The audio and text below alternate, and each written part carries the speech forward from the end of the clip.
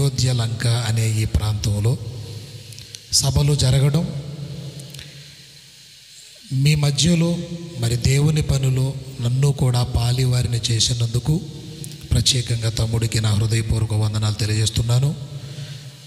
తండ్రి అయిన దేవునికి యేసుక్రీస్తు నామములో కృతజ్ఞతాస్తుతులు చెల్లిస్తున్నాను. అలాగే వేదిక మీద ఉన్న దైవజనులకు, కూడి వచ్చిన మీ అందరికీ నా హృదయపూర్వక వందనాలు, శుభములు తెలియజేస్తూ ఉన్నాను.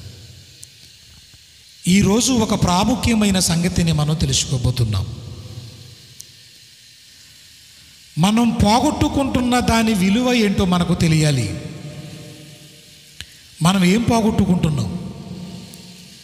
నీవు పోగొట్టుకుంటున్న దాని విలువ నీకు తెలుసా అనే ఒక ఆలోచన మనం నేర్చుకోబోతున్నాం. నాకు తెలిసిన ఒక సోదరుడు ఉన్నారండి. ఇంచుమించుగా 15-20 లక్షల రూపాయలు ఖర్చు పెట్టి ఒక వ్యాపారాన్ని ప్రారంభించాడు. కొంతకాలానికి లాభం రాకపోగా 50 లక్షల నష్టం అనేది ఏర్పడింది. ప్రియులారా, 50 లక్షల రూపాయల నష్టం అనేది ఏర్పడింది. అమ్మో, నేను ఇది చెయ్యకూడదు అనుకున్నాడు. వరదలు వచ్చినప్పుడు మీకు బాగా తెలుసు, మీరు ఎన్ని కష్టాలు పడతారో, చీకటిలో ఎలా మగ్గిపోతారో మీకు బాగా తెలుసు ప్రియులారా. అయితే ఈ అనుభవాలన్నీ కూడా వరదలు వస్తున్నప్పుడు జరుగుతున్న సంభవాలు ప్రభుత్వం వారు లెక్కలు వేసి ఏం చెబుతారంటే నష్టాన్ని అంచనా వేస్తూ ఉంటారు. ఇంత నష్టపోయామా. ఇప్పుడు మనం తెలుసుకోబోతున్న ప్రాముఖ్యమైన సంగతి ఏంటంటే, నీవు పోగొట్టుకుంటున్న దాని విలువ మనకి తెలియాలి. ఏమండి, మనుషుల విలువ బ్రతికున్నప్పుడు తెలుస్తుందా, చచ్చిపోయాక తెలుస్తుందా? ఎప్పుడు బాగా అర్థమవుతుంది అమ్మా? చచ్చిపోయిన తర్వాత ఏమన్నా ఉపయోగం ఉందా? లేదు. డబ్బు విలువ ఎప్పుడు తెలుస్తుంది?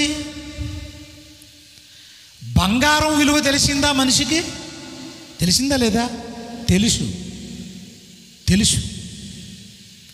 భూముల విలువ తెలుసు, పొలములు స్థలముల విలువ తెలుసు. కానీ మనం పోగొట్టుకుంటున్న, నష్టపోతున్న దాని విలువేంటో మనకి ఈ రాత్రి తెలియాలి. దేవుని పిల్లలారా, బ్రతికుండగానే వాక్యము విలువను గుర్తించాలి. బ్రతికుండగానే దేవుని విలువ మనకు అర్థం అవ్వాలి. బ్రతికుండగానే దేవుడు మనకు చేసిన వాటి విలువ మనం గుర్తించాలి. కొన్ని సంవత్సరాల క్రితం ముంబైలో రోడ్డు పక్కన ఒక దుర్వాసన వచ్చేస్తుంది. ఒకరోజు చాలా బ్యాడ్ స్మెల్. అప్పుడు అధికారులందరూ వచ్చి చూశారు, ఏంటి ఇంత స్మెల్ వస్తుంది అని. చుట్టుపక్కల ఉన్న వాళ్ళు కంప్లైంట్ చేస్తే వచ్చారు, చూశారు. అక్కడున్న ఆ మూటలో ప్లాస్టిక్ సంచులు అన్నీ తిరగేస్తే ఒక బెగ్గర్, ఒక అడుక్కునే వ్యక్తి చచ్చిపోయిన వాసనది. చచ్చిపోయాడు అతను. అక్కడ ఉన్నవన్నీ తొలగించినప్పుడు అతను పడుకుంటున్న ఆ బొంతలో ఇంచుమించుగా 10 లక్షలకు పైగా డబ్బులు అందులోంచి బయటపడ్డాయి. అంటే బ్రతికున్నంతకాలం విలువైన డబ్బు సంపాదించుకున్నాడు, కానీ దానిని అనుభవించకుండానే వెళ్ళిపోయాడు. ప్రియమైన దేవుని పిల్లలారా, డబ్బు విలువ తెలుసుకున్నావు, చచ్చిపోయిన తర్వాత చిత్తు కాగితాలుగా మన దృష్టిలో అవి మిగిలిపోవలసిందే అన్న సంగతి మనం గమనించాలి. ఇకపోతే దేవుని పిల్లలారా, దేవుడు కూడా వాక్యము విలువను నా పిల్లలు గుర్తించాలని కోరుకున్నాడు. ఈ వాక్యం విలువ ఎంత అమ్మా? ఎంత? ఈ వాక్యం విలువ ఎంత అనుకుంటున్నారు? చెప్పగలరా ఎవరన్నా? ఎంత? 200 బైబిల్ అమ్మా? వెల కట్టలేమా? మరి వెల కట్టలేనప్పుడు తలగడ దగ్గర ఎందుకు వేసుకుంటున్నాం? మన నూనె అంతా రాసిపోయి నల్లగా. కొంతమంది బైబిళ్ళు అండి ఇంత లావైపోయి ఉంటాయి, 200 బైబిలే. అలా ఎందుకు అయిపోయిందంటే చదవక పాడైపోయింది. ఇది చదవక.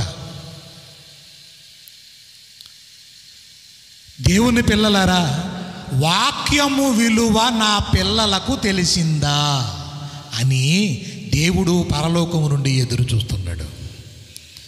చాలా ఇంచుమించుగా 2-3 సంవత్సరాల క్రితం అండి, నేను తమ్ముళ్ళకి చెప్పాను ఒకసారి. మన తమ్ముడు రాజేష్, దైవ సేవకుడు, పొచ్చల్లంగా ఇక్కడే ఉన్నారు తమ్ముడు. ఆ ప్రాంతంలో చెప్పు ఒక మాట జ్ఞాపకం చేశాను. ఒకప్పుడు ఏంటంటే ఒక జాలరి ఏం చేశాడంటే, చాలా పేదవాడు, ఫిలిప్పీన్ అనే దేశంలో పావలాన్ అనే ఒక దీవిలోకి వెళ్ళాడు. మీది ఎలాగైతే దీవిలో ఉంది, ఐలాండ్ కదా మీది, ఇది ఐలాండ్ కదా. ఇలాంటి ఒక దీవిలోకి వెళ్ళాడు అతను. చిన్న నామ దోణెను వేసుకుని వెళ్ళాడు, పడవను వేసుకుని వెళ్ళాడు, వల వేశాడు. చాలా పేదవాడు. వలయగానే వల లాగలేకపోతున్నాడు. ఈ వాల నా పంట పండేసింది అనుకున్నాడు. తీరా చూస్తే ఆ మాత్రం రాయబడింది, అందులో ఓ పెద్ద రాయబడింది. పాపం చాలా బాధపడి అయ్యో చేపలు పడతాయి అనుకుంటే రాయి పడింది ఏంటి అనుకున్నాడు. ఆ రాయి చాలా అందంగా కనపడుతుంది, దానిని ఇంక సర్లే ఏం చేద్దాం అని కనీసం ఎందుకన్నా పనికొస్తుంది కదా అని ఇంటికి తీసుకుని వెళ్ళాడు. ఆ పేదరికంలోనే ఉన్నాడు. ఒకనొక రోజు ఏం జరిగిందంటే, ఇల్లు కాలిపోయిందండి. ఆ ఇల్లు పాపం అతనున్న ఆ ఇల్లు కూడా కాలిపోయింది.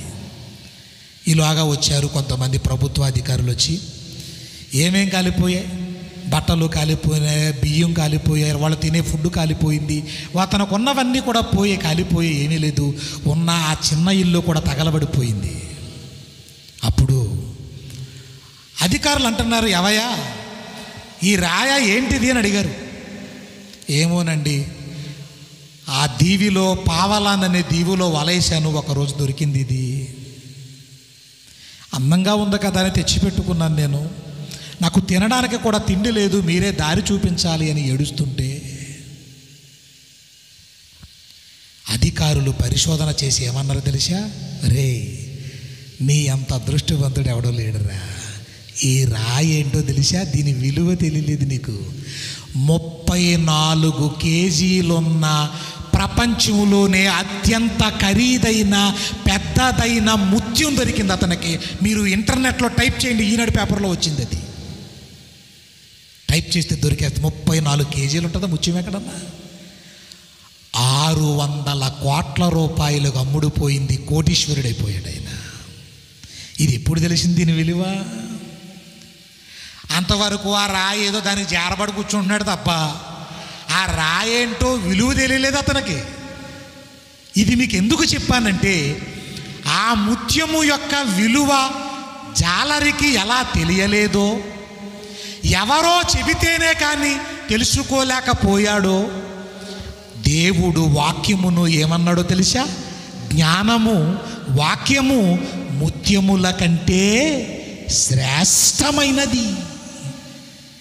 వాక్యం విలువ ఏమన్నా తెలిసిందా మనకి? పాట పాడమంటే మాత్రం పాడతాం. ఎలాగా? వెండి బంగారాల కన్నా మిన్న అయినది ఎటి యేసు ప్రేమ కదా. పాట చాలా బాగుంది కదా. ఏమని పొగిడాం మనం? వెండి బంగారాల కంటే మిన్న అయినది యేసు ప్రేమ అని. దేనికి విలువిస్తాం చెప్పండి మనం? యేసు ప్రేమకు విలువనిస్తామా? వెండి బంగారాలకు ఇస్తామా? ఏమండి, నిజంగా దేవుని ప్రేమకే విలువనిస్తాము అంటే కానుకలు పట్టేటప్పుడు అందులో ఏ వెండో బంగారం పడిపోవాలి. అమ్మా, అంత తెంగరోళ్ళు పెట్టి మనం ఏమన్నానే, అది పాటల్లోనే మాటల్లోనే పరిమితం మనకి. ప్రియమైన దేవుని పిల్లలారా, వాక్యం విలువ ఎప్పుడు తెలియాలి మనకి? అమ్మ, నా మాటలు అంటున్నారా? నా వైపు చూస్తున్నారా లేదా? అందరూ చూస్తున్నారా? ఓకే, వాక్యం విలువ ఎప్పుడు తెలియాలి? ఎప్పుడు? బతికుండగానే చచ్చిపోయాక ఏం తెలుసుకుంటాం మనం? చచ్చిపోయిన తర్వాత ఏం తెలుసుకునేది ఏముండదు. బతికుండగానే తెలుసుకో, బ్రతికుండగానే తెలుసుకోవాలి. దేవుని పిల్లలారా, వాక్యము మృత్యముల కంటే శ్రేష్టమైనది, విస్తారమైన మేలిమి బంగారము కంటే కోరదగినది, నీ ఇష్ట వస్తువులన్నిటికంటే గొప్పది, జుంటె తేనె దారాల కంటే మధురమైనది. ఇంత విలువైన వాక్యము యొక్క విలువ ఈరోజు మనకు తెలిసిందా? తెలిస్తే ఎవరు ప్రార్థనలు పెడితే ఏ సంఘాల వాళ్ళు మాత్రమే వెళతామో చెప్పండి. ఈరోజు ఉందా? దేవుణ్ణి నమ్ముకున్న మనకే ఇంత పక్షపాతాలు ఉంటే ఎక్కడికి వెళ్తాం మనం? ఎక్కడికి వెళ్తాం ప్రియులారా? ఏ సంఘం వాళ్ళు ప్రార్థన పెడుతుంటే ఆ సంఘం వాళ్ళే వస్తున్నారా? మా పాస్టర్ గారు పెడితేనే మేము వెళతాం. ఏంటిది? మనిషి ముఖ్యమా, నీకు నీ కన్న తండ్రి అయినా దేవుడు ముఖ్యమా? ఒక్కసారి మీరు ఆలోచించండి ప్రియులారా. వాక్యం విలువ తెలుసుకుందాం. బ్రతికుండగా వాక్యం విలువ తెలుసుకుందాం. కోట్లు రూపాయలు ఇచ్చినా దొరకని ఖరీదైన వాక్యం ప్రియమైన దేవుని పిల్లలారా. అందుకే దేవుడు మరొక సంగతిని కూడా, దీని విలువను మీకు చెప్పడానికి ఒక మాట మీకు జ్ఞాపకం చేయాలనుకుంటున్నాను. ఒక వ్యక్తి గోదావరి నది ఒడ్డుకు వెళ్ళాడు. కొన్ని రాళ్ళు కనబడగానే ఏరుకున్నాడు. జోబీ నిండా వేసుకున్నాడు, 2 జోబులు నిండా వేసుకున్నాడు. చాలా చక్కగా ఉన్నాయి కదా అని ఏం చేశాడంటే, కాలక్షేపంగా ఒక్కొక్క రాయి తీసి ఆ నదిలో విసురుతున్నాడు. ఒక్కొక్కటి కూడా విసురుతున్నాడు. చిట్ట చివరి రాయి మిగిలింది. దానిని విసిరేద్దాం అనుకునేటప్పటికీ సూర్యుని కిరణాలు ఆ రాయి మీద పడి తళతళమని మెరిసిపోతుంది. ఎందుకైనా మంచిది ఈ రాయిని దాచుకుందాం, విసిరేయొద్దు అని జాగ్రత్తగా దాచి ఓ సావుకారు దగ్గరికి తీసుకెళ్ళాడు. ఆ సావుకారు ఇతని చేతిలో ఉన్న ఆ రాయి చూసి, ఈ రాయి నాకు ఇవ్వు, 20,000 ఇస్తాను అన్నాడు. అమ్మో ఏంటి అన్నాడు ఇతను. ఏంటి అనగానే, పోనీ 50,000 ఇస్తాను. ఏంటి అన్నాడు. 1,00,000 రూపాయలు ఇంకా మాట్లాడకో, ఇదిగో 1,00,000 తీసుకో, ఆ రాయి నాకు ఇచ్చేయని తీసేసుకున్నాడు. ఇప్పుడు ఇతను ఆనందించాలా ఏడవాలా? అమ్మా ఆనందించాలా? ఏడవాలి. ఎందుకు? ఒక్కొక్క రాయి 1,00,000 రూపాయలు. ఎన్ని లక్షలు ఇచ్చిరేసాడు? ఇప్పుడు ఎన్ని లక్షలు పారేశాడు చూసారా? ఏరుకుందామంటే దొరకవు, ఏ నదిలో పడిపోయాయి. మనం కూడానండి దేవుని వాక్యాలను పట్టించుకోము, కానీ ఒకానొక రోజు పట్టించుకుంటాం మనం. అప్పుడు చెయ్యడానికి మన దగ్గర ఓపిక ఉండదు, చెయ్యడానికి మన దగ్గర ఆరోగ్యం ఉండదు. ఏమండి, మూలన పడిపోయినప్పుడు కాదండి భక్తి పొంగిపోవడం, మనకి ఏదో ప్రమాదం ముంచుకొచ్చినప్పుడు కాదండి భక్తి పొంగిపోవడం. ఆరోగ్యం ఉండగానే మన జీవితము ఎంత విలువైనదో మనం తెలుసుకోవాలి. చాలామంది అప్పుడప్పుడు ఫోన్లు చేస్తూ ఉంటారు, చాలామంది చేస్తూ ఉంటారు అప్పుడప్పుడు. ఏమండి, మాది పలానా ప్రాంతం, నేను చాలా పేదవాడిని, నాకేమీ లేదు, మీరేమైనా మాకు సహాయం చేయండి అని అడుగుతూ ఉంటారు. నేను చాలా పేదవాడిని, తినడానికి కూడా తిండి లేదంటారు. అప్పుడు పేదవాడిని అని ఎప్పుడు అనొద్దు సోదరా అంటాను నేను. ఇప్పుడు నిజమే, పేదవాడు అనేవాడు ఎవరో లేరు. తెలుసా మీకు?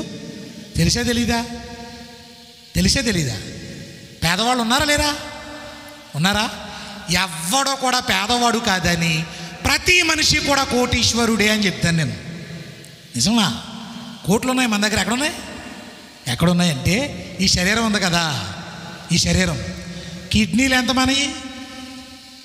కిడ్నీలు అలాగెవరన్నా టిఫిన్ పెత్తని రారని చెప్పేసి ఏ కిడ్నీ లాగేసాడు అనుకోండి, మనకి ఇడ్లీలు ఆర్డర్ ఇచ్చి కిడ్నీలు లాగేశాడు. కిడ్నీలు ఎంతమ్మా? మా బంధువు ఒక ఆయన ఉన్నాడండి, 2 కిడ్నీలు పోయాయి. 40 లక్షల రూపాయలు పెట్టుకుని 4 సంవత్సరాల నుంచి కూర్చుని ఎదురు చూస్తున్నాడు కిడ్నీల కోసం, ఇంకా ఏం దొరకలేదు. ఎంత ఖరీదు? 40 లక్షల ఖరీదా? అమ్మో. మరి ఊపిరితిత్తులు, లివరు, గుండె ఎంత ఉంటుంది? గుండు కాదు, గుండె, హార్ట్, ఇదెంత ఖరీదు? మొత్తం మన శరీరంలో ఉన్న అవయవాలు, కళ్ళు, అవి ఏవే పనికొస్తాయో అన్నీ కూడా లెక్క కడితే ఎంత ఉంటుంది అంటారు అమ్మా? అందుకే చాలామంది పాపం తాగేసి అక్కడెక్కడ పడిపోతారా? వాళ్ళకి చెప్పాలనిపిస్తుంది, ఎక్కడ పడితే అక్కడ పడిపోక నువ్వు కోటీశ్వరుడు అని చెప్పాలనిపిస్తుంది. ఎందుకు? నేను ఎవడన్నా తీసుకెళ్ళిపోవడం ఒక మంది పెద్దనని మొత్తం అన్నీ లాగేసాడు. నీ పరిస్థితి ఏంటి? ఏమన్నా కేజీలు మెడలో బంగారం వేసుకుని తిరుగుతున్నాం అనుకోండి.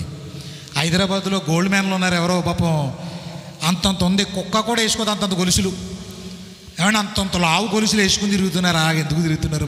మోయిలాక తిరుగుతున్నారు మరి. ఎర్రి బాగులుండు. ప్రియ దేవుని పిల్లలారా, ఇప్పుడు ఇన్ని నగలు పట్టుకుని తిరుగుతూ ఉంటే దొంగలతో ప్రమాదం ఉందా లేదా? ఎత్తుకుపోతారా? ఎత్తుకుపోతారు. ఇప్పుడు బంగారము కంటే విలువైన అవయవాలు నీకు ఉన్నాయి, మరి నువ్వు పేదవాడు వెలగవుతావు? నీ శరీరం విలువేమన్నా నీకు తెలుస్తుందా? తాగుతూ ఫ్యాషన్ అయిపోయింది ఈరోజు. గంజాయి మత్తులో ఉన్నారు. మందు వల్ల వచ్చే మత్తు సరిపోవడం లేదు. గంజాయి మత్తులో ఈ మధ్యకాలంలో మన ప్రాంతాలలోనే ఒక వ్యక్తి గంజాయి మత్తు స్వీకరించి ఒక ఆవును పాడు చేసి చంపేశాడంటండి. వీడిని రాక్షసుడు అనడానికి కూడా మనసు రావట్లేదు నాకు. ఎవరిని పాడు చేసేసాడు? ఆవును బలాత్కరించి చంపుతావా? ఇంత భయంకరమైన స్థితిలోకి వెళ్ళిపోయావా? దేవుని పిల్లలారా, మనం ఎక్కడే ఉన్నాము కాబట్టి మనకేమీ తెలియటం లేదు. కానీ ఒక్కసారి లోకంలో జరుగుతున్న ఘోరాలను గురించి ఆలోచించండి. పేదవాడివి కాదు నువ్వు, కోట్ల రూపాయలు ఇచ్చినా ఏమండి వెల కట్టలేని ఖరీదైన ఈ శరీరం, ఈ విలువ తెలుసుకో. ఇది మూలకు వెళ్ళిపోకముందే, ఇది మట్టిలోకి జారిపోకముందే, నీ అవయవాలు పాడైపోకముందే వీటి విలువను గుర్తించు. దేవుని వాక్యము విలువను గుర్తించండి ప్రియమైన దేవుని పిల్లలారా.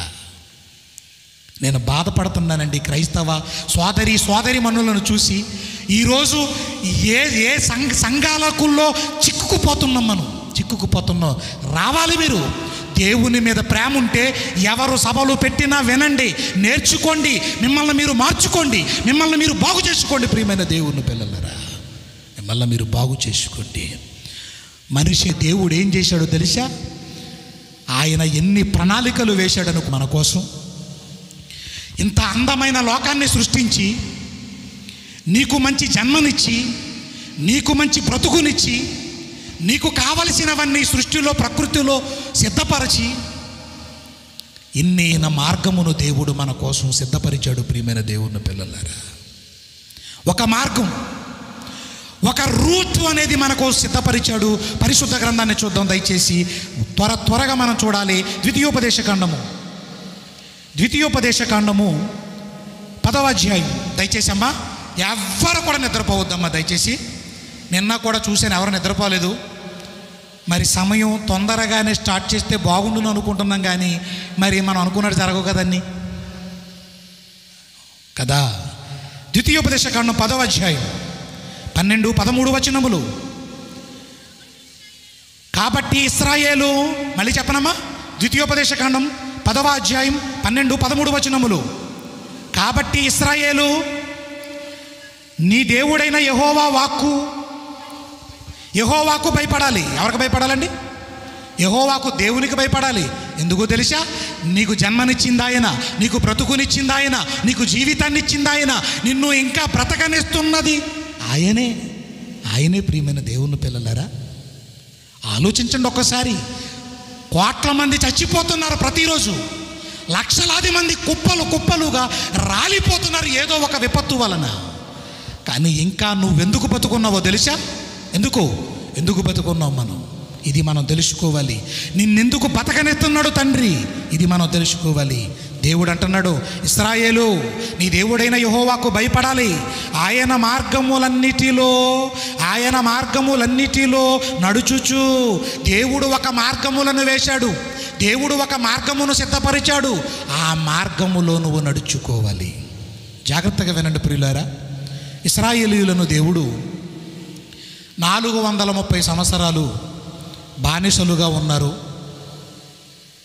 ఐగుప్తు దేశంలో. మనందరికీ తెలుసు, భయంకరమైన వెట్టి చాకిరి, పనివాళ్ళుగా, బానిసలుగా భరించలేని బానిసత్వ బ్రతుకుల్లో ఉన్న వారిని, వారి మొర దేవుని సన్నిధికి వెళ్ళింది. జాలిపడిన దేవుడు, కనికరించిన దేవుడు వారిని ఎలాగైనా ఒక మంచి దేశానికి తీసుకుని వెళతాను, ఒక మంచి దేశానికి తీసుకుని వెళతాను. ఏంటా దేశం?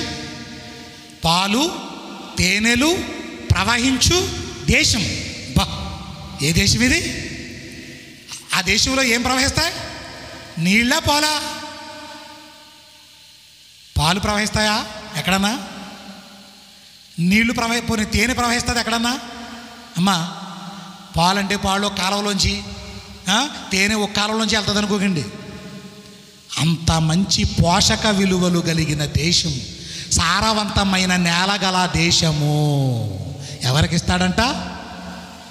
ఇశ్రాయేలీయులకి. అదే కనాను దేశాన్ని వాళ్ళకి ఇవ్వాలనుకున్నాడు. దేశం కనాను దేశాన్ని ఇవ్వాలనుకున్నాడు. అయితే మీరు పని చేయండి, మోషేను పంపిస్తున్నాను, అహరోనును పంపిస్తున్నాను. వీరు మీకు మాదిరిగా ఉంటారు, మార్గము మీకు దారి చూపిస్తారు. ఇక్కడ నుంచి నేను ఒక మార్గాన్ని చూపిస్తున్నాను. ఆ పక్కనే ఉన్న కానాను దేశానికి మీరు వెళ్ళండి. వెళ్ళేటప్పుడు మీరు ప్రయాణాలలో ఎలా ఉండాలో తెలుసా? ఒళ్ళు దగ్గర పెట్టుకొని బతకండి. మీరు ఐగుప్తు నుంచి కానానుకు ప్రయాణం ప్రారంభించారు. ఇంచుమించు 20 లక్షలకు పైగా చేమల దండులాగా ఉన్న ఇశ్రాయేలీయులు బయలుదేరారు. ప్రియమైన దేవుని పిల్లలారా, బయలుదేరారు. అప్పుడు అంటున్నాడు, మార్గములో ఉన్నవారు ఎలా ఉండాలో తెలుసా? పాలు తేనెలు ప్రవహించే దేశానికి మీరు వెళ్ళాలంటే, అక్కడ మీరు ప్రవేశించాలంటే నేను చెప్పిన మార్గములలో నడుచుకోవాలి. చదవండి ఇప్పుడు. ఇశ్రాయేలు, నీ దేవుడైన యెహోవాకు భయపడు, ఆయన మార్గములన్నిటిలో నడుచుచు ఆయనను ప్రేమించాలి. నీ దేవుడైన యెహోవాను నీ పూర్ణ మనసుతోనూ నీ పూర్ణ ఆత్మతోనూ సేవించి నీ మేలు కొరకు. ఎవరి కోసం? దేవుడు నన్ను ప్రేమించండి అని ఎందుకు అంటున్నాడంటే, నా మాట వినండి అని ఎందుకు అంటున్నాడంటే, నీ మేలు కొరకు. అదుగోండి, ఇంతకీ దేవుని సన్నిధిలో వాక్యం వింటుంటే ఎవరికి మేలు? అమ్మా, దేవుడికా మనకా? మనకే. దేవుడికేమీ కలిసి రాదు మన వల్ల ఏమైనా ఉపయోగం వస్తుందమ్మా? ఆయనకి ఉంటుందా? చూద్దాం. నేను మీకు ఆజ్ఞాపించు యెహోవా ఆజ్ఞలను కట్టడలను అనుసరించి నడుచుకొందునను మాట కాక నీ దేవుడైన యెహోవా నిన్ను మరి ఏమి అడుగుచున్నాడు? ఏమడుగుతున్నాడు ఆయన? ఏమడుగుతున్నాడు? దేవా, నేను నీ ఆజ్ఞలు చొప్పున నడుచుకుంటాను అని మీరు చెబితే చాలు ఆయనకి, మీరు నడుచుకుంటే చాలు ఆయనకి. నామకార్థంగా బైబిల్ పట్టుకుని తిరిగితే దేవునికి ఆనందం ఉండదమ్మా. నువ్వు మోకాళ్ళేసి శరీర సంబంధమైనవి అన్నీ అడగటం వల్ల దేవుడికేమి సంతోషము ఉండదు. ప్రియమైన దేవుని పిల్లలారా, ఉండదు. దేవుణ్ణి కనీసం ఒక్కరోజన్నా సంతోష పెడతాం మనం? ఎప్పుడన్నా ఒక్కరోజైనా దేవుణ్ణి సంతోష పెట్టగలవా? ఏ రోజన్నా మోకాళ్ళు వేసి, తండ్రి నీకేం కావాలి, నన్ను అడగకుండానే పుట్టించావు, నాకు అడగకుండానే అన్నీ ఇస్తున్నావు, నన్ను పెంచుతున్నావు, నన్ను పోషిస్తున్నావు, నన్ను బ్రతకనిస్తున్నావు, నీకేం కావాలి నాయనా అని ఒక్కరోజన్నా అడిగా మనం? ఎంతసేపు ఈ శరీరాన్ని ఎలా సుఖపెట్టాలి, ఎలా సంతోష పెట్టాలి, ఎలా పనికి మారిన శరీరం కోసం కదండి ఆలోచిస్తున్నాం మనం. తమ్ముడు అదే చెప్పాడు మనకి. ఏమండి, చచ్చిపోయిన తర్వాత అండి ఏదైనా పనికొద్దండి. చచ్చిపోతే పనికొస్తుందా? పనికిరాదా? ఎందుకు పనికిరాదు? కోడి చచ్చిపోయిన తర్వాత పనికొస్తుంది. అది బతుకుండగా తొక్కరి చేద్దామా ఏంటి మనం? మేక చచ్చిపోవాలి, చేప చంపేయాలి, ఏనుగు చచ్చిపోయిన తర్వాత వాటి దంతాలతో చాలా పని ఉంది. పులి చర్మం, పులులన్నీ అయిపోయాయి మన అడవుల్లో. పులులు లేవు, ఎందుకంటే అయిపోయాయి. ఏమైపోయాయి? మన మధ్యన ఒక పులి అందంటే తిరిగింది మన మధ్యనది. పాపం ఏమైపోయింది అది కనపడతలేదు. ఏమైపోతున్నాయి చెప్పనా? చంపేస్తున్నారు వాటిని. వాటి చర్మము 30 లక్షల రూపాయలు ఖరీదు. ఎవడో మృగం, ఎవడో. ప్రియమైన దేవుని పిల్లలారా, అందుకే అడవులలో ఉన్న మృగాలను కూడా చంపేస్తున్న ఈ మనిషి ఎంత మృగం నువ్వెంత మృగానివి, ఎంత మృగానివి నువ్వు. ప్రియమైన దేవుని పిల్లలారా, ఈ మాటలు చెప్పి కింద అంటున్నాడు, ఆకాశము మహాకాశము భూమియు అందున్నదంతయు నీ దేవుడైన యెహోవావే. ఇవన్నీ ఎవరియండి? భూమి ఎవరిదే? ఆకాశం ఎవరిదే? దేవుడి. మరి నాదంటున్నావేటి? అదిగో నా 10 ఎకరాలు నాదేనండి. ఏమిటి చేసావు బాబు? అంతా మాదంతా 10 ఎకరాలు. ఏమిటి చేసావు? ఆ 100 ఎకరాలు మందే. ఎవరిదే? అప్పుడప్పుడు నేను ఏమనుకుంటాను చెప్పనండి, ఒకసారి నిజంగా చెప్తున్నానండి, తెల్ల ప్యాంటు తెల్ల చొక్కా వేసుకుని బ్లాక్ స్పెట్స్ పెట్టుకుని కారు వేసుకుని ఒక ఆయనకి చెప్తున్నారే ఆ 20 ఎకరాల మంది అంటున్నాడు. నేను అనుకున్నాను, 20 ఎకరాలు ఉన్నా అతను పోతాడు, ఏ ఎకరం లేని నేను కూడా. ఎవరు బెటర్ ఇప్పుడు? ఎవరు బెటర్ అండి? కష్టపడి ఎకరాలు పోయాడు వదిలేసి. మనం ఈజీగా కష్టపడకుండా హాయిగా అతను మనం ఒకటే. ఎర్రి బాగులుతనం కాకపోతే అది నాది ఇది నాదని ఏమండి ఎక్కడికో కనబడకుండా పోతున్నావు. నీ అంత వెర్రి బాగులుడు ఎవడున్నాడు లోకంలో? చీపురు పుల్లా కూడా నీది కాదు, ఒక చిల్లర పైసా కూడా నీతో రాదు. ఒక చోట ఒక విచిత్రమైన ఆచారం చూశాను నేను. చచ్చిపోయిన తర్వాత సమాధి పెట్టెలో ఒక వ్యక్తిని పెట్టి అందులో డబ్బులు కట్టలేస్తున్నారు, డబ్బు కట్టలు. ఈ మన ప్రాంతాల్లోనే నేను చూశాను. అది తీసుకెళ్తాడా అండి? తీసుకెళ్తాడా? సరిగ్గా ఎవరు తీసుకెళ్తారా అని చూశాను. గొయ్యి దగ్గరికి వెళ్ళిన తర్వాత ఆ పూడ్చేవాడు తీసేసుకున్నాడు. నువ్వు సంపాదిస్తున్నది నాది అన్నది ఏది రాదు. రాని వాటి కోసమా నువ్వు సంపాదిస్తున్నావు? నేను ఒక మార్గాన్ని వేశాను, ఇశ్రాయేలీయులారా, నా మార్గములో నడుచుకుంటూ వెళితేనే మీరు కానానుకు మీరు వెళతారు, లేదంటే మిమ్మల్ని వెళ్ళనివ్వను నేను. ఈ శరీరాన్ని తెగ ప్రేమించేయకండి అమ్మా. ఈ శరీరం ఎలాంటిదో చెప్పనా? ఒక్క 2 రోజులు స్నానం చేయకపోతే ఎలా ఉంటుంది? ఎలా ఉంటుందండి? మన స్మెల్ మనమే భరించలేక చచ్చిపోతాం. ఇంకా చెప్పనా, ఈ శరీరం ఎంత భయంకరమైందంటే, ఆవకాయ పచ్చళ్ళ గట్ట పడుతుంటారు, ఊరగాయలు పడతారమ్మా మీరు? పడతారా? ఈ పచ్చళ్ళ కంటే అండి గరిటి తగలొచ్చంట, చెక్క తగలొచ్చంట, కానీ నీ దిక్కుమాలను చెయ్యి మాత్రం తగలకూడదట. తగిలిందంటే బూజు పట్టి కుళ్ళిపోద్దంటే తెలుసు మీకు. అది నిజమేనది? నిజమే, నేను చూసానది. ఆహా, ఎంత పనికి మాలిన దరిద్ర కొట్టు శరీరాన్ని నువ్వు నిజంగా ప్రేమిస్తున్నావు. దీనిని దేవుని కోసం ఉపయోగించు. తాగడానికి కాదు, తందనాలాడడానికి కాదు, తప్పు చేయడానికి కాదు. నిజంగా నీకు దమ్ముంటే, రోషం ఉంటే, పౌరుషం ఉంటే, సిగ్గు సీమునెత్తరేమన్నా ఉంటే నీతిగా పరిశుద్ధంగా బ్రతకడానికి ఉపయోగించు. నీ శరీరాన్ని తప్పుడు పనులు చేయడానికి కాదు. ప్రియమైన దేవుని పిల్లలారా, తప్పుడు పనులు చేయడానికి ఏమంటే ధైర్యం కాదు, సిగ్గు వదిలేస్తే చాలు తప్పుడు పనులు చేయొచ్చు. కానీ పరిశుద్ధంగా బ్రతకడానికండి కష్టపడాలి, భయభక్తులతో బ్రతకడానికండి కష్టపడాలి. ఆలోచించండి ప్రియమైన దేవుని పిల్లలారా, ఆలోచించండి. మరొక మాటను కూడా మనకు చెబుతున్నాడు దేవుడు. ఒక్కసారి ద్వితీయోపదేశకాండం 30వ అధ్యాయము 16వ వచనంలో, అదే ద్వితీయోపదేశకాండము 30వ అధ్యాయము 16వ వచనం.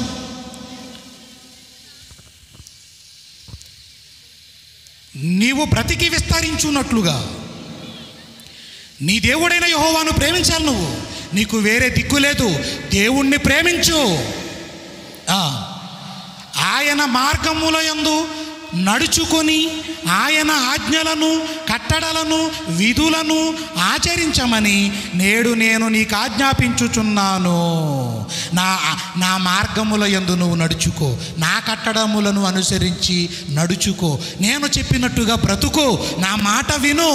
అప్పుడు నువ్వు అట్లు చేసిన ఎడల నీవు పరుచుటకు ప్రవేశించు కానాను దేశములో నీ దేవుడైన యెహోవా నిన్ను ఆశీర్వదించును. ఏమండి, ఇక్కడ ఆగుదాం. ఐగుప్తు నుంచి కానానుకు తీసుకుని వెళతానన్నాడు కదా దేవుడు, అన్నాడు కదా. అక్కడికి వెళ్ళాలంటే వీళ్ళు ఎలా ఉండాలి? ఏ మార్గంలో ఉండాలి? లోక సంబంధమైన మార్గాలలో కాదు, దైవ సంబంధమైన మార్గములోనే, దేవుని మాటల అడుగుజాడలలో మార్గములలో నడుచుకుంటూ ఉండాలి.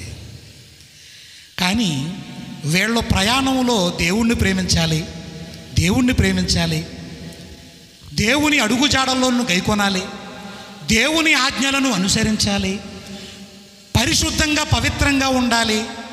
వీళ్ళు ప్రయాణాలలో ఉండవలసిన లక్షణాలు. అప్పుడు వారు పాలు తేనెలు ప్రవహించే దేశానికి వెళతారు, లేదంటే వెళ్ళరు. కానీ వీళ్ళు ఏం చేశారో తెలుసా? ప్రయాణంలోనే వ్యభిచారం, ప్రయాణాలలోనే మత్తుగా తాగటం, ప్రయాణాలలోనే పాపము, ప్రయాణాలలోనే దేవుని మీద తిరుగుబాటు, ప్రయాణాలలోనే దేవుణ్ణి విసిగించి సణుగులు, నాకు అది లేదు ఇది లేదు, నాకు దేవుడు అది ఇవ్వలేదు ఇది ఇవ్వలేదు, దేవా నువ్వు ఇస్తేనే నేను నమ్ముతాను, లేదంటే నేను నమ్మను. నమ్మకపోతే మాని. ఎవరికి నష్టం అండి నమ్మకపోతే? దేవుడికి ఏమైనా నష్టమా మనకా? చాలామంది బ్లాక్మెయిల్ చేస్తారు దేవుడిని. ఇదిగో చెప్తున్నాను దేవా, నడుము నొప్పి తగ్గలేదా చూసుకో, మరి ప్రార్థనకు రాను. అయ్యి బాబోయ్, నీ కోసం దిగొచ్చేస్తాడు ఇప్పుడు అయినా కదా. ఎంత భక్తిపరురాలువో నువ్వు, ఎంత భక్తిపరుడువో నువ్వు. నీలాంటోడు రాకపోతేనే మంచిది ఆయనకి. నువ్వు ఉన్నా చచ్చినా ఒకటే నీలాంటి వాడు. చిన్నపిల్లలు చాక్లెట్లు కావాలని ఏడుస్తున్నట్టుగా, అడగకుండానే అన్నీ ఇచ్చినా కానీ ఇంకా ఈ చెత్త ప్రపంచంలో ఉన్న వీటిని కావాలంటున్నావంటే నిజంగా నువ్వు ఎలాంటి స్థితిలో ఉన్నావో ఒక్కసారి ఆలోచించండి ప్రియులారా. వెలకట్టలేనివి ఇచ్చాడు నీ కన్న తండ్రి, ఎవ్వడు ఇవ్వలేని విలువైనవి ఇచ్చాడు నీ కన్న తండ్రి. ఏమంటే ఒక మాట చెప్తాను, మనకెవరన్నా 10 లక్షల రూపాయల కారు ఇస్తే ఆనందపడతాం, బాధపడతామా? ఏమ్మా, ఆనందపడతాం కదా. ఓకే, ఎవడెవడలేండి మనకి ఇచ్చేస్తే బాగుంటుంది. మరి ఎవడెడతాడు? మనం ఎవరికైనా ఇచ్చేమేంటి? దేవుడు కూడా మనకి ఏమి ఇవ్వాలి? మనకి 10 లక్షల రూపాయలు ఎవరో మహానుభావుడు కారు ఇచ్చేసాడు మనకి. అమ్మో, చాలా ఖరీదైంది ఇది. అదే సమయాన ఇంకో కారు కూడా ఇచ్చాడు, ప్లాస్టిక్ కారు, తీరతాల్లో ఉంటుంది 10 రూపాయల కారు, అది కూడా ఇచ్చాడు. ఎన్ని కార్లు ఇచ్చాడు ఇప్పుడు? ఒకటి 10 రూపాయలు ప్లాస్టిక్ కారు, రెండవది నిజమైన 10 లక్షల రూపాయల ఖరీదైన ఒరిజినల్ కారు. ఇప్పుడు థ్యాంక్స్ అన్న మాట ఈ రెండింటిలో దేని గురించి చెప్పాలి? ప్లాస్టిక్ కారుకి చెప్పాలా, ఒరిజినల్ కారుకు చెప్పాలా? ఒరిజినల్ కారు చూసి ఇదా అది బాగాలేదులే, సర్లే తీసుకున్నానులే, ఎత్తున్నావు కదా. ప్లాస్టిక్ కారు ఇచ్చావా? అమ్మ బాబోయ్, కౌగులించేసుకొని ముద్దాడేసి థ్యాంక్ యూ అన్నాం అనుకోండి. ఆ కార్లు ఇచ్చినోడికి ఎలా కనపడుతుందో తెలుసా? నువ్వు ఎలా కనపడతారు? ఇడు బుర్రపాడైపోయింది ఇడికి, అంతే కదా. మనం కూడా చూడండి, ప్లాస్టిక్ కార్లు అడిగేటకుంటున్నారు ఈ లోకం. శరీర సంబంధమైన చిన్న ఇవి, దీన్ని పట్టుకునో ఇది ఇస్తావా ఇవ్వవా ఈ అడుగుతారేటండి బాబు. ఇక్కడ చచ్చిపోతామండి మనం. ఇక్కడ మీకు ఏది ఇచ్చినా ఇక్కడ ఉన్నాం మనం. కానీ తన ప్రియమైన కుమారుణ్ణి ఇచ్చాడు చూసారా, అది వెలకట్టలేనిది. అది దాని విలువ గుర్తించు. నువ్వు చచ్చిపోకముందే గుర్తించు. తండ్రి పని చేయండి, ఎప్పుడన్నా వీలైతే ఓ పని చేస్తారా నేను ఒక మాట అంటాను, ఏం బాధపడకండి. అద్దం ముందుకెళ్ళి మనం ఉమ్మేసుకుని మన ముఖం మీద మనమే, ఈ లోకాశలేంటి నాకు, ఈ పాపం ఏంటి నాకు, నాది ఒక బతికేనా, అదిగో బురదలో దొర్లుతున్న ఆ పంది బెటర్ అని ఎప్పుడన్నా మన గురించి మనకు అసహ్యం కలిగితే అప్పుడండి దేవుడు మనల్ని బట్టి ఆనందపడతాడు. అది పాలు తేనెలు ప్రవహించే దేశాన్ని నేను ఇస్తున్నాను అంటున్నాడు ఆయన. ఇంకొక మాట చూద్దాం. ఆయన మాట వినకపోతే పాలు తేనెలు ప్రవహించే దేశాన్ని కూడా మీకు చూపించను అంటున్నాడు. యెహోషువ గ్రంథం 5వ అధ్యాయం 6. యెహోషువ గ్రంథము 5వ అధ్యాయం 6వ వచనము. యెహోవా మనకు ఏ దేశమును ఇచ్చేదనని వారి పితరులతో ప్రమాణము చేసెనో, పాలు తేనెలు ప్రవహించు ఆ దేశమును తాను వారికి చూపింపనని, తాను వారికి చూపించనని యెహోవా ప్రమాణము చేసి ఉండెను. అమ్మో, దేవుడే ప్రమాణం చేసేసాడంట. ఏమని?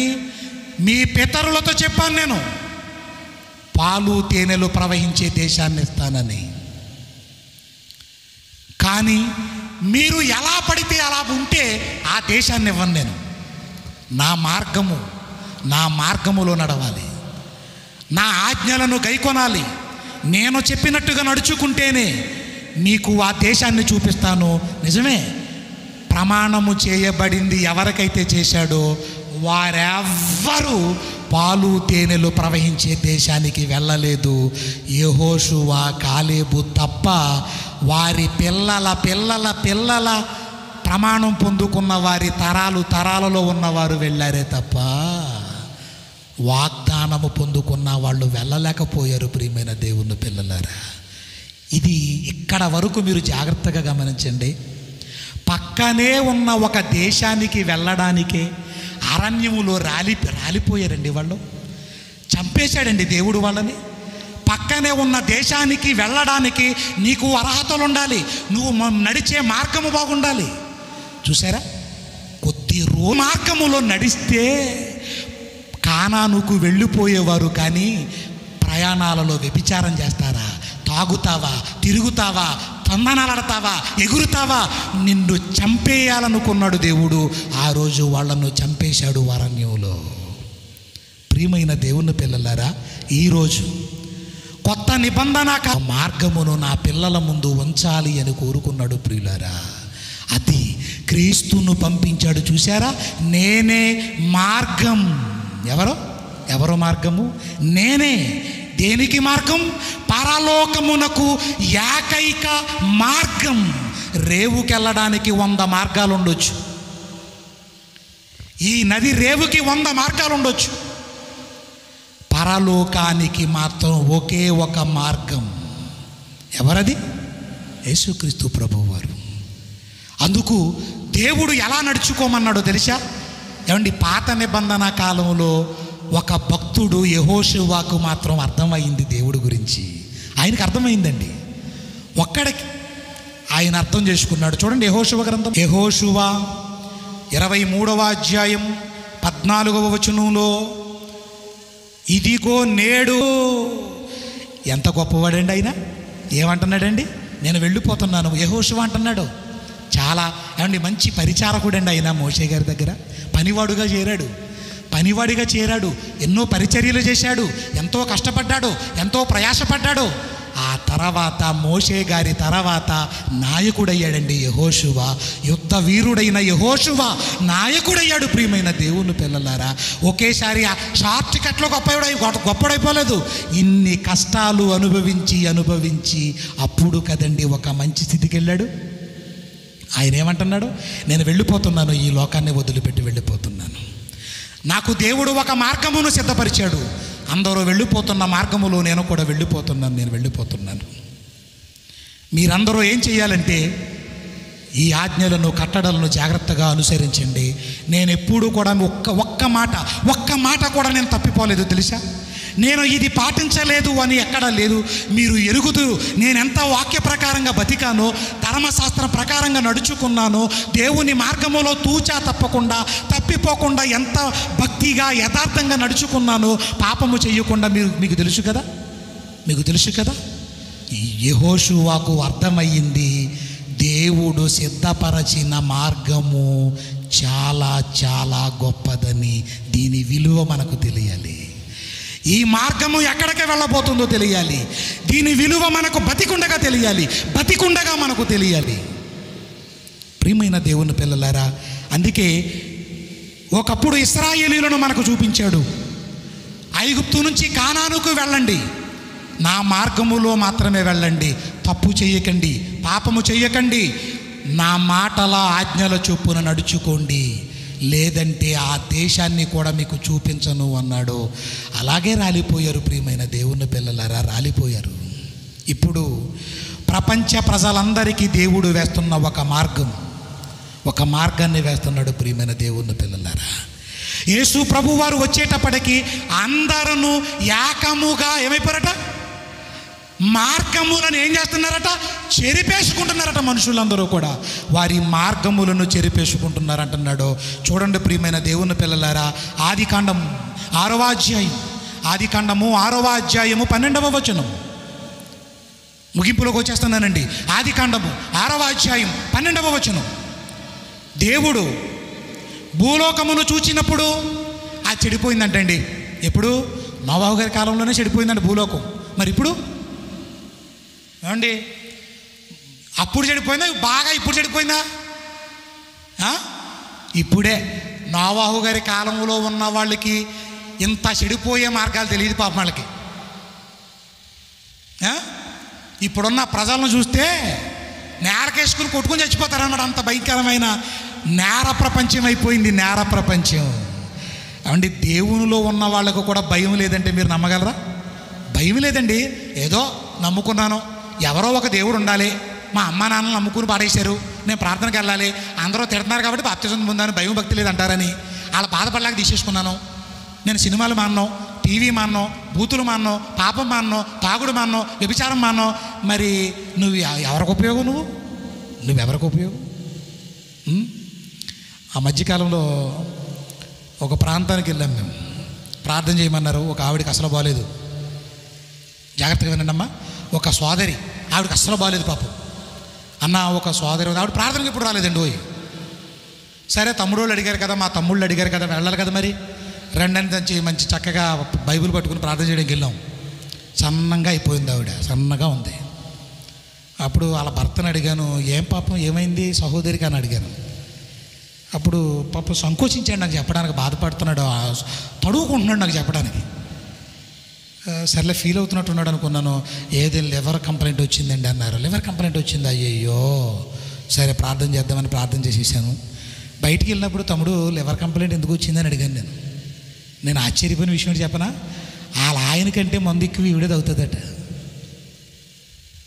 ఆవిడ పేరు చెప్తే ఇంకా మతిపోతుంది మీకు. కృప చెప్పేశాను పేరు. వాళ్ళు తిట్టుకుని మరి ఎలాగన్నా వాడబడుతుంది కదా, ఎలాగన్నా వాడబడుతుందంటే ధన్యురాలే కదా. ఏమండి, అలా ఆయన మందు తెస్తాడట. వాళ్ళ ఆయన కంటే ఎక్కువ తాగేసింది. వాళ్ళ ఆయన కూడా తాగుతాడు కానీ అతను లివర్ బాగానే ఉంది.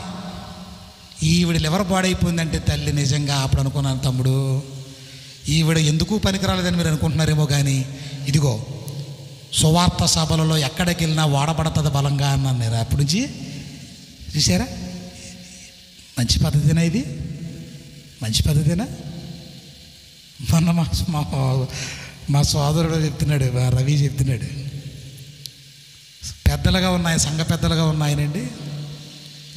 అప్పటి వరకు గ్రీటింగ్స్ చెప్పమని ప్రార్థన చేయండి అని అందరినీ అలాగని ఆ టూట్ అని చెప్పేసి అది అందరినీ కేకలేసేసి సరిగ్గా కొద్ది నిమిషాలు అయిన తర్వాత అక్కడ సినిమా పాట పెట్టారంట, డ్యాన్స్ చేస్తున్నాడంటే అక్కడికి వచ్చింది. ఈయనే నువ్వు పెద్దవు, నువ్వు ఏంటంటే ఎలా అయిపోతున్నారు ఏంటండి? దేవుణ్ణి నమ్ముకున్న వారికంటే ఎవరు బెటర్గా ఉన్నారు తెలుసా? నమ్ముకోలేని వాళ్ళు బెటర్గా ఉన్నారు. ఎందుకంటే నీకు మంచి దయ్యం పట్టేసింది. అందుకే భయం వేయటం లేదు. దేవుని మాట బుల్లెట్లా గుచ్చుకోవాలి నీ గుండెల్లో, బుల్లెట్లా గుచ్చుకుపోవాలి నీ గుండెల్లో. తెలుసా, అమ్మో అని భయపడి బతకాలి మనం. ఏది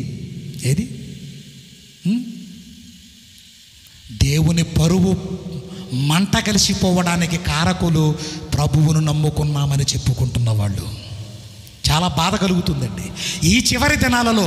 అసలు ఎప్పుడు చచ్చిపోతావో తెలియని, బొత్తిగా గ్యారంటీ లేని ఈ చివరి దినాలలో ఇది మా సంఘం, అది నీ సంఘం, ఇది మా సంఘం, నీ బాబు గారి సంఘం అనుకుంటున్నావా? సంఘం ఎవరిదే? క్రీస్తుది. సంఘం క్రీస్తుదండి.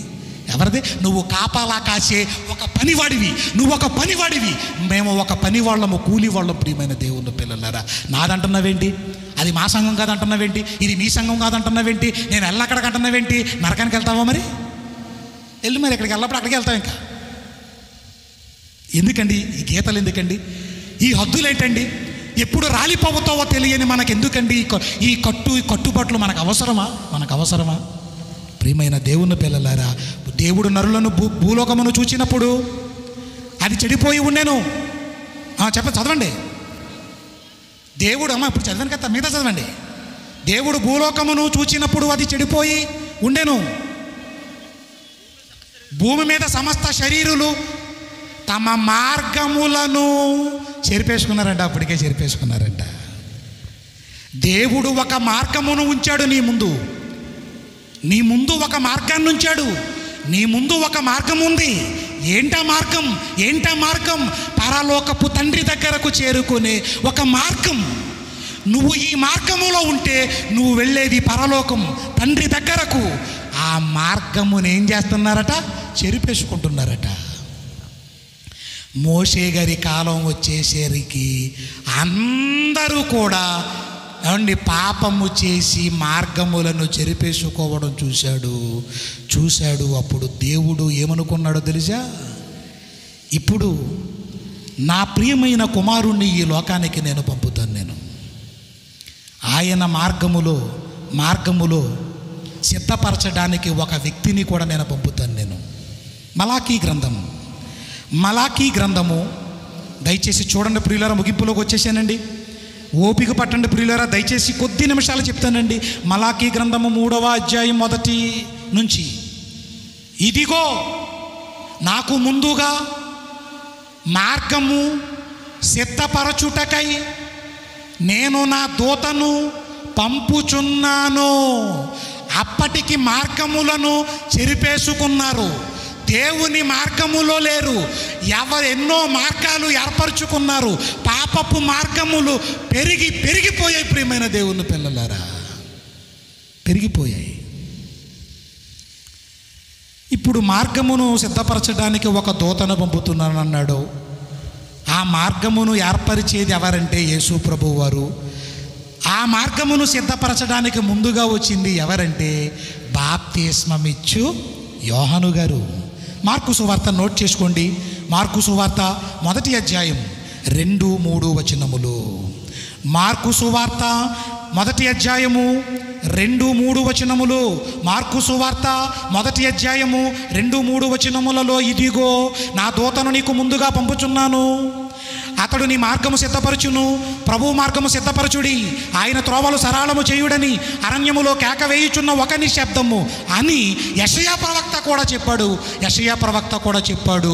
బాప్తిస్మమిచ్చు యోహాను గారు యేసు ప్రభు వారి యొక్క రాక మార్గము సిద్ధపరుస్తున్నాడు. మొదటిసారిగా ఆయన మానవ ఆకారంతో వచ్చేటప్పుడు ఆ మార్గాన్ని సిద్ధపరుస్తున్నాడు. చూసారా? ఇప్పుడు ప్రపంచ ప్రజలందరికీ ఒక మంచి మార్గం దేవుడు సిద్ధపరిచినట్టుగా మనకు కనబడుతుంది ప్రియులారా. ఇప్పుడు ఆ మార్గములో ఉన్నది ఎవరు? నడుచుకుంటున్నారా? అపోస్తలులు కూడా ఆ మార్గమును గురించే సువార్తను ప్రకటించారు.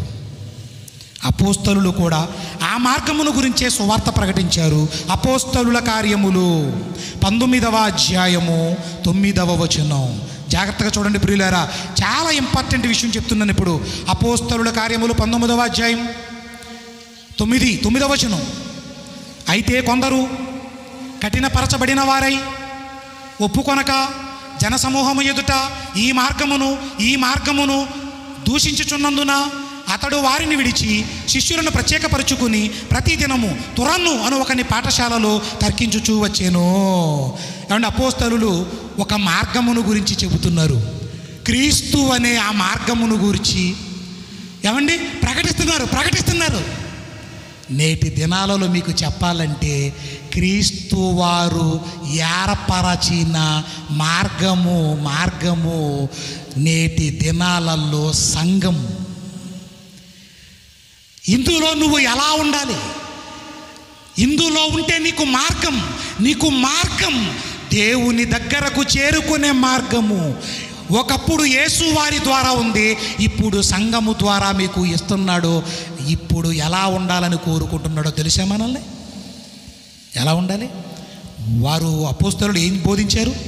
నిన్న ఈరోజు కూడా మీకు ఏం ప్రకటించని చెప్పండి. మేము అమ్మ ప్రభువు నమ్ముకోండి, మీ నడుము నొప్పి తగ్గిపోద్ది అని ఏమైనా చెప్పామా?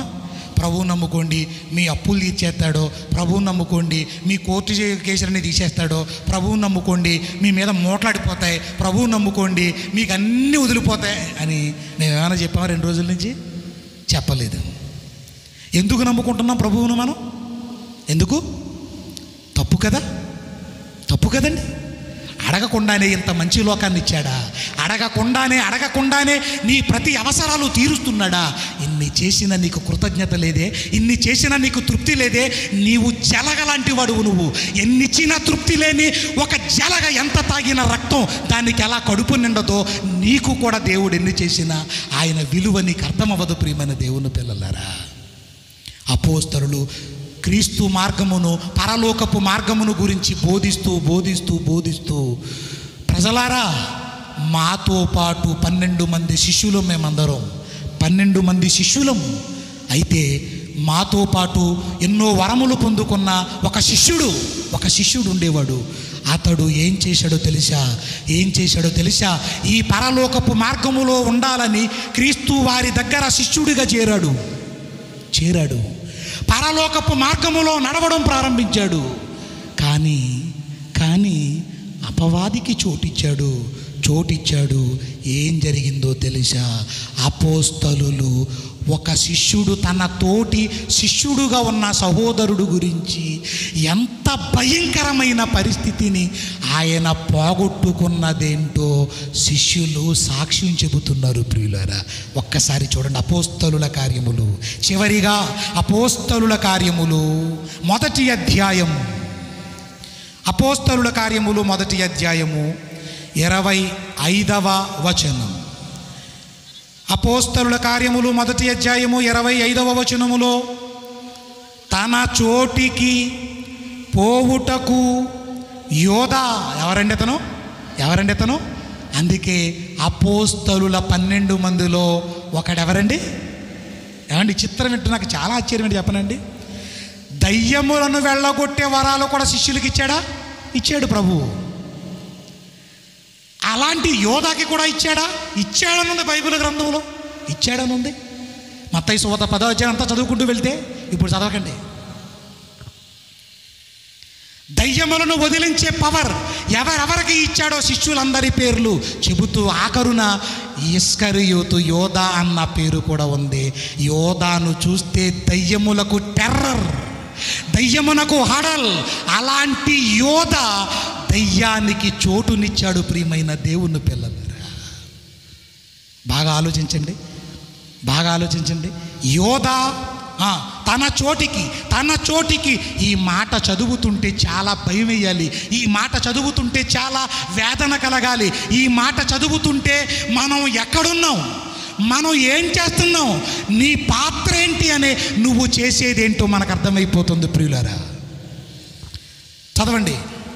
తన చోటికి పోవుటకు యోధ తప్పిపోయి పోగొట్టుకొనిన ఈ పరిచర్యలోను అపోస్తలత్వములోను పాలు పొందుటకు అన్నాడు. చూడండి, యోధ ఏమండి ఏం చేశాడంట? తన చోటికి పోవుటకు యోధ తప్పిపోయాడు అని రాయించాడు. చూడండి ఇక్కడ. ఏమండి, యోధ తన చోటికి పోవుటకు అన్నాడు. యోధా గారి చోటు ఏది? తన చోటికి పోవుటకు యోధ ఏం చేశాడు? తన చోటికి పోవుటకు యోధ తప్పిపోయాడు. తన చోటికి వెళ్ళాలనుకున్నవాడు వెళ్ళకుండా తప్పిపోయాడు. తన చోటికి వెళ్ళాల్సిన వాడు తప్పిపోయాడు. ఇంతకీ తన చోటు అంటే ఏదమ్మా? పరలోకమేనా? యోధా గారు వెళ్ళాల్సిన చోటేది? పరలోకం. మరి మన చోటేది? మన చోటు కూడా యోధా గారిదే కదా, మనదే కూడా. మన ఊరేది? అయోధ్యలంక, పుచ్చలంక కాదు. తన చోటికి అంటే పరలోకం.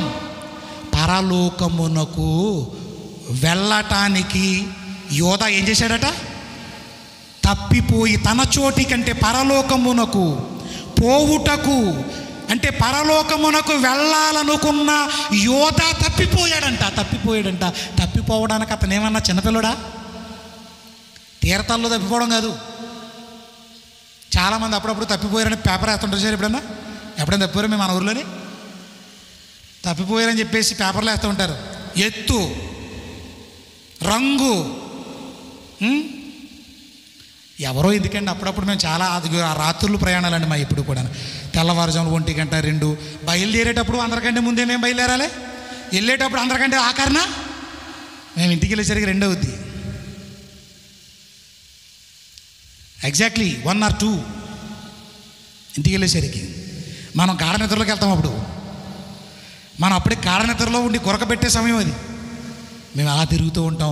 అప్పుడప్పుడు రోడ్లు కన్ఫ్యూజ్ అయిపోతామండి. మేము తమ్ముడిని కూడా రాత్రి రాంప్రసాద్కి ఫోన్ చేశాను. ఎక్కడున్న ఊరే కన్ఫ్యూజ్ అయిపోయాం మేము. డౌట్ ఎవరైనా అడుగుతుంటే అక్కడ కనపడతలేదు అక్కడ. ఒక్కోసారి ఎలా ఉంటుందంటేనండి, అర్ధరాత్రులు ఎవడన్నా వస్తే బాగున్న అడ్రస్ అడుగుదాం అనుకుని ఎదురు చూస్తున్నప్పుడు అక్కడ వస్తాడండి. ఆయన అడిగితే ఏమంటాడు తెలుసండి? మాది ఈ ఊరు కాదంటాడు. ఎంత బాధేద్దో నిజంగా. మీరు ఎప్పుడన్నా ఫేస్ చేశారా అలాంటిది? ఎప్పుడైనా ఫేస్ చేశారా? నిజంగా ఎంత బాధేద్దో. మా కర్మ కొద్ది దొరకను అనుకుంటాం అప్పుడు మేము. నువ్వు ఇక్కడ ఎందుకున్నావురా బాబు అనుకుంటాం మేము. నిజమే కదండి, నిజమే కదా. ఒక్కొక్కరు అడ్రస్ చెప్తారండి, ఓయ్ రాదంటే పరుగు పోద్దని. ఏం చేస్తారండి? అడ్రస్ చెప్తారు, కానీ తప్పుడు అడ్రస్ చెప్తాడండి ఒక్కొక్కడు. తెలియదంటే గొడవలేదు. అలాగో ఒకసారి 25 కిలోమీటర్ల ఎదరికి వెళ్ళిపోయాం మేము. వెనక్కి వచ్చి అడుగుదామంటే లేడు అక్కడ. ఏమంటే చాలామంది తెలియకపోయినా ఏదో చెప్పేస్తాను, ఎలాగెళ్ళు అనగానే కొంచెం మత్తులో ఉంటాడేమో, మనం వెళ్ళాలి. మరి వెళ్ళాలి కదా. మరి అతను ఒక్కడే దిక్కు మనకు ఆ టైంలోని. ఏమండి తప్పుడు మార్గాలు చూపిస్తున్న వారిలో మీరు విన్నారనుకోండి, మీ రూటు కూడా మారిపోతుంది తెలుసా? మీ రూటు మారిపోద్ది. మా సంఘం చాలా గొప్పదండి, వాక్యం లేదన్న మాటే కానండి. తప్పిపోయావు నువ్వు. మా సంఘం పాటలంటే ఎరగదీసేస్తారండి. అమ్మ బాబోయ్, తప్పిపోయావు నువ్వు తప్పిపోయావు. యోధా తన చోటికి పోవుటకు, తన చోటికి అంటే పరలోకమునకు పోవుటకు యోధా తప్పిపోయాడు. అంటే ఎక్కడ తప్పిపోయాడు యోధా? భూమి మీద. ఎక్కడుండగా తప్పిపోయాడు? అపోస్తలులో శిష్యులుగా ఒకడుగా ఉన్నప్పుడు, యేసుక్రీస్తు వారు గురువుగా ఉన్నప్పుడు. అప్పుడే ఎలా తప్పిపోయాడు? ఎలాగంటే వాక్యములో తప్పిపోయాడు. పరలోకముకు వెళ్ళాలంటే వాక్యము ద్వారా మాత్రమే వెళతావు. ఆ వాక్యము నీకు తెలియలేదంటే నువ్వు తప్పిపోయినట్టే కదా. ఆ వాక్యము నీకు రాకపోతే నువ్వు తప్పిపోయినట్టే కదా. యోధాకి ఒక్కడికే కాదు ప్రియ దేవుని పిల్లలారా, తన చోటుకు పరలోకానికి వెళ్ళవలసిన యోధ. చాలామంది తప్పిపోతూ ఉంటారు. ఎందుకు తప్పిపోతారు తెలుసండి? బుర్ర పాడైపోతుంది వాళ్ళకి, మతి లేక. మొత్తం మైండ్ అంతా పని చేయదు. అలా ఏదేదో ఊరెళ్ళిపోతూ ఉంటారు. ఒక్కొక్కడు చచ్చిపోతూ ఉంటాడు, ఒక్కొక్కడు అయితే రాడు, ఎప్పటికీ ఒక్కొక్కడు దొరుకుతూ ఉంటాడు. ప్రియులారా, ఈరోజు మనల్ని కూడా అపవాది ఎలా చేసింది తెలుసా? బుర్ర చెడగొట్టేసింది మనల్ని. సంఘాల పిచ్చలో పడి బతుకుతున్నావు, లోకపు పిచ్చిలో పడి బతుకుతున్నావు, డబ్బు మాయలో పడి బతుకుతున్నావు, పాపపు మధురం, పాపపు రుచిని అలవాటు పడి పాపపు రుచిలో నువ్వు ఆనందాన్ని, సుఖాలను వెతుక్కుని బతుకుతున్నావు. నువ్వు వచ్చిన పరలోకం అనే ఊరు, మన పౌరస్థితి ఎక్కడుంది? పరలోకమందు మన పౌరస్థితి ఉన్నది. ఫిలిప్పీ 3:20 తీనవసరం లేదు ప్రియులారా. ఫిలిప్పీ 3:20లో మన పౌరస్థితి పరలోకమందు ఉంది. మనది ఈ ఊరు కాదండి, ఈ ఊరు కాదు, ఈ దేశం కాదు, అసలు ఈ లోకమే కాదు మంది. అమెరికా నుంచి మన దేశానికి అప్పుడప్పుడు కొంతమంది వస్తారు, దొరలో వచ్చి ఏదో మూటిచ్చి మళ్ళీ వెళ్ళిపోతుంటారు వాళ్ళు. దొరలో ఇదివరకు ఎక్కువగా ఆ తిరిగి ఊరు, ఇప్పుడు ఎక్కడ కనపడతలేదు. దేవుని పిల్లలారా, ఇప్పుడు అమెరికా మన దేశం వచ్చినా కానీ వాళ్ళు తెలిసిపోతున్నారు. ఎవరో తెలిసిపోతారా? వీళ్ళ మన దేశం కాదని అమెరికా అని తెలిసిపోతుందా లేదా? ఎలా తెలిసి మనకి? వారి రంగు, వారి మాట, వారి కట్టుబాటు ఇవన్నీ చూసి వీళ్ళది మన దేశం కాదు, వీళ్ళదు పరాయి దేశం అని తెలిసిపోతుంది కదా. అలాగే పరలోకములో నుండి వచ్చిన మనం ఈ భూమి మీద నువ్వు ఎలా ఉండాలి? పరలోక దేశానికి చెందినవాడుగా నువ్వు కనిపించాలి కదా ప్రియమైన దేవుని పిల్లలారా. ఎప్పుడూ కూడా ఈ సంఘం ప్రార్థన పెడితేనే వెళదాం, ఆ సంఘం ప్రార్థన పెడితేనే వెళదాం, ఈ గీతలు ఇప్పుడు గీసుకోకండి. ఆ గీతలు పెట్టిన వాడు చచ్చిపోతాడో ఆ తర్వాత వెనకాల నువ్వు కూడా వెళతావా ఆరని మంటల్లోకి ప్రియమైన దేవుని పిల్లలు వద్దు. దేవుడు ఈ గీచిన ఈ దైవ గ్రంథాన్ని చదవండి, ఈ గ్రంథాన్ని చదవండి, ఈ పరిశుద్ధ గ్రంథాన్ని చదవండి. లేదా చక్కగా నేర్పించే తమ్ముళ్ళు లాంటి వాళ్ళను మీరు సంప్రదించండి ప్రియమైన దేవుని పిల్లలారా. కలవండి, సిగ్గెందుకు మనకి? యోధ తన చోటికి పోవలసిన వాడు ఉరిపెట్టు వెండి నాణాలకు కక్కుర్తుపడి వాక్యములో నుంచి వెళ్ళిపోయి వెండి నాణాలు కోరుకుని ఉరిపెట్టు వాటిని జల్లేసి ఉరిపెట్టుకుని చచ్చిపోయి నడిమికి పడిపోయి బద్దలైపోయి ప్రేగులన్నీ బయటకు వచ్చేసాయి అనుకుంటున్నావు కదా. ఇదే కదా నష్టం అనుకుంటున్నావు? కాదు, ఇది కాదండి నష్టం. యోధ చచ్చిపోవడం వల్ల తన కుటుంబం కూడా రోడ్డున పడిపోయింది ప్రియమైన దేవుని పిల్లలారా. ఇస్కరియోతు యోధ చేసిన తప్పిదానికి తన కుటుంబం ఏమైపోయిందో తెలుసా? ఏమైంది? యోధా గారికి కుటుంబం ఉందా అండి? ఉందా? చాలా రోజుల క్రితమే ఈ మాట చెప్పినప్పుడు అండి చాలామంది అభినందించారు. ఈ మాటను బట్టి చాలామంది తీసుకున్నారు. ఈ మాటను బట్టి ఏమన్నారు తెలుసా అండి? 25 సంవత్సరాల నుంచి ఇంచుమి 8 సంవత్సరాల క్రితం ఈ మాట చెప్పినప్పుడు ఒక ఆయన పెద్ద సిఆర్ గారండి, ఆయన ఏమన్నాడు తెలుసా? 25 సంవత్సరాల నా అనుభవంలో ఎప్పుడూ కూడా యోధా గారికి కుటుంబం ఉందన్న సంగతి నాకు తెలియదండి అన్నాడు. ప్రియులారా, నాకు తెలియదండి అసలు. మీకు తెలిసా? పోనీ మీకు తెలుసా యోధా గారికి కుటుంబం ఉందా? ఏం మాట్లాడడంలో టైం అయిపోయిందమ్మా? టైం అయితే ఏం కాదు, నాకు సిగ్నల్ ఇవ్వండి. అలా పడుకోండి. ఎవరన్నా ఇద్దరు ముగ్గురు ఎవరన్నా పడుకుంటే చాలు, నేనే ఆపేస్తాను. మరి మన నిద్ర కంటే ఎక్కువ ఏంటండి? ప్రతిరోజు పడుకుంటున్నాం ఏంటి మనం ఏమన్నానే? అదేంటో కానీ ఇంటికి వెళ్తే చచ్చినా నిద్ర రాదు. టీవీ అంక, సెల్ అంక, ఫ్యాన్ అంక, ఆళ్ళమొఖం గీళ్ళమొఖం చూస్తాం, గోళ్ళం. కానీ ప్రార్థనకు రాగానే మాత్రం తేరగా వచ్చేది నిద్ర, మంచి తేరగా వచ్చేది నిద్ర. అందుకే చాలాసార్లు అప్పుడప్పుడు అనుకుంటాను నేను, ఆమెను అంటున్నప్పుడు కూడా వస్తూ ఉంటారు ఒక్కొక్కరు, అలా వస్తుంటారు. ఎప్పుడైనా చూసారు మీరు? ఈసారి చూస్తూ ఉండండి. ఎందుకు వస్తారు చెప్పనా? ఇంటి దగ్గర నిద్రటకు వస్తున్నారండి. ఇప్పుడు ఎక్కడికి వస్తుంది మరి నిద్ర? ప్రార్థనలోకి రాగానే ఉయ్యాలే చూపినట్టు ఉంటుంది, అంతే. హాయిగా నిద్రపోద్ది, చింతని పిల్లగా అయిపోతాయి కళ్ళు, ఆవలింతలు. మళ్ళీ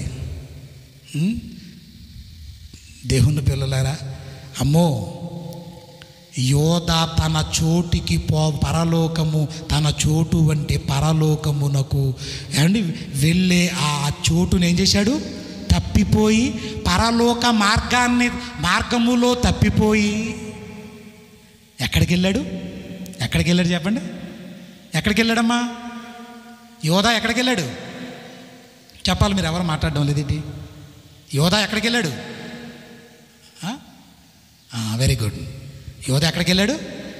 ఆరని మంటల్లోకి వెళ్ళిపోయాడు. ఎక్కడికి వెళ్ళాలి ఇతను? పరలోకానికి. దారి తప్పిపోయాడు.